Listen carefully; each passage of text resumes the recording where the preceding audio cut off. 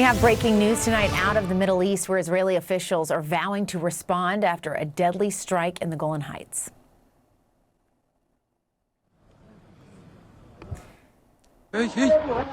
Bueno. Responders saying at least 11 people were killed, including children, when rockets fired from Lebanon hit a football field.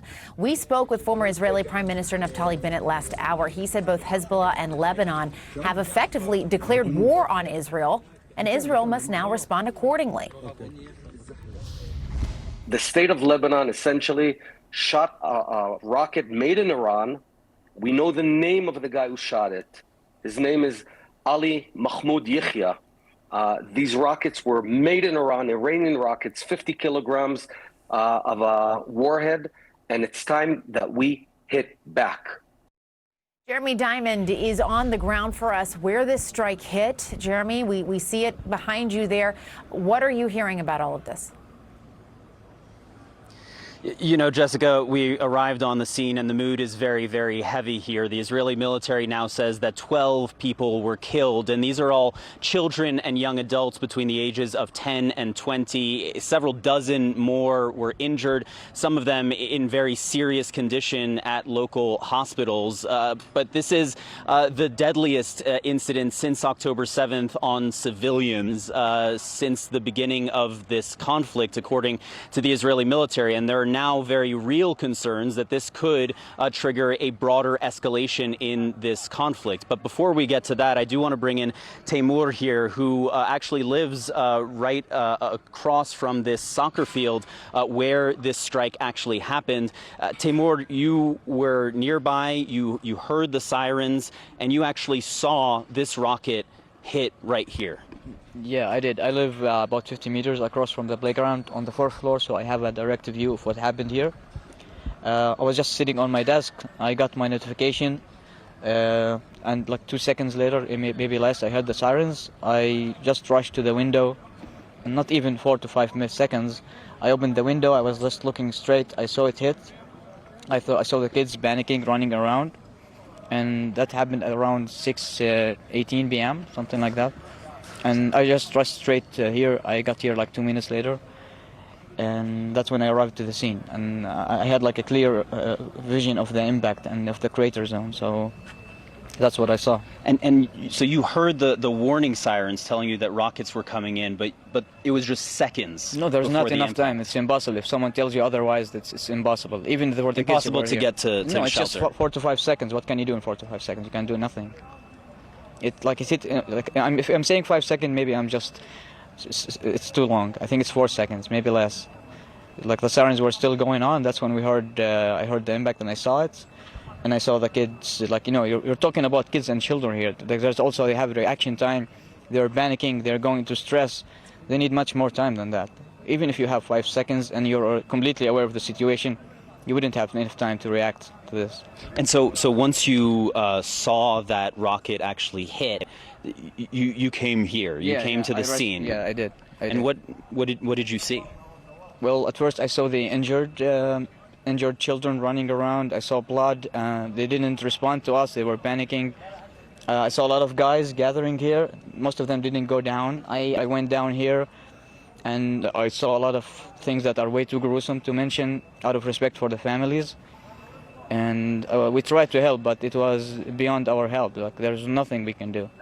There were injuries that you saw that were too gruesome, too critical for any medical attention to be given. No, there's nothing you can do. No, I will not go into details, but there's nothing you can do. And this area around 6 p.m., you know, it's summer. Yeah, it must have been full. It's summer. Kids are playing, and we kind of got used to the situation because it's been going on for a while. We heard sirens all the time, and we just got used to it. Nothing like this ever happened before.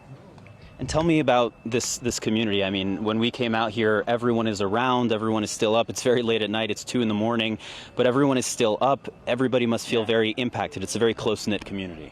Of course. I mean, if you look around, everybody is helping, trying to prepare for the ceremony, for the funeral tomorrow.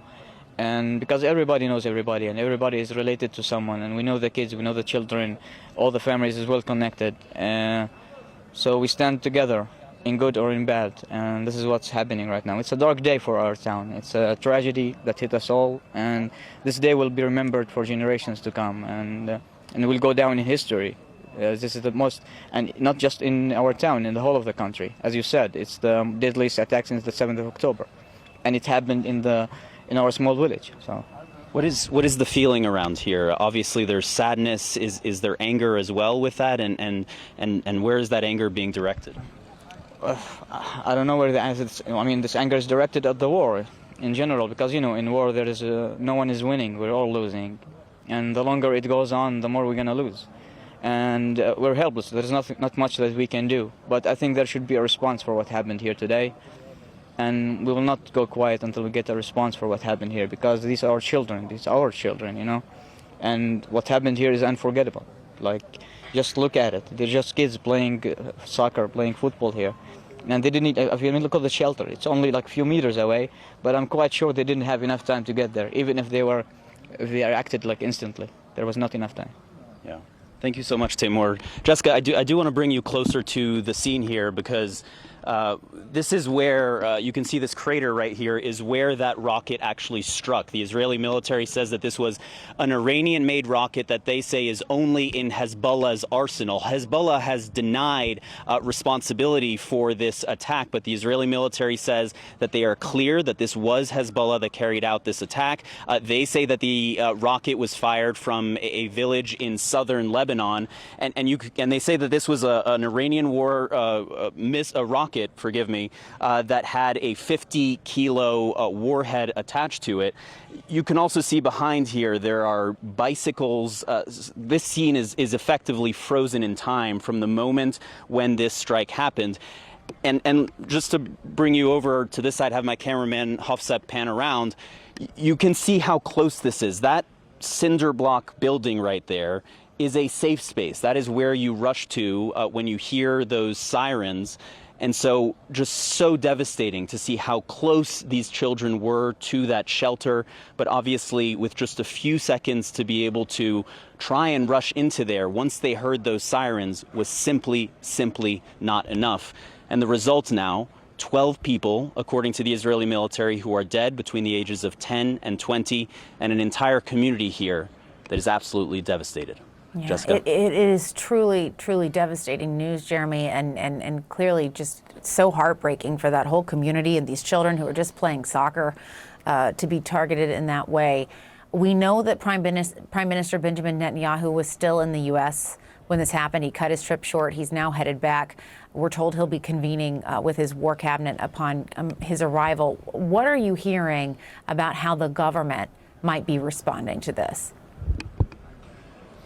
Well, there was a very swift response from a number of government officials, all of them making very clear that there will be a response for this attack, a very serious response at that. The Israeli Prime Minister himself said, "I can say that the state of Israel will not be silent about this. We will not put this off the agenda." Benny Gantz, a former member of the War Cabinet, a member of the opposition now, he came to Majdal Shams this evening to meet with community leaders, and he was also making very clear that not only will there be a response, but that the Israeli government will have his support as a member of the opposition for a decisive response in Lebanon. And that really is now the big question.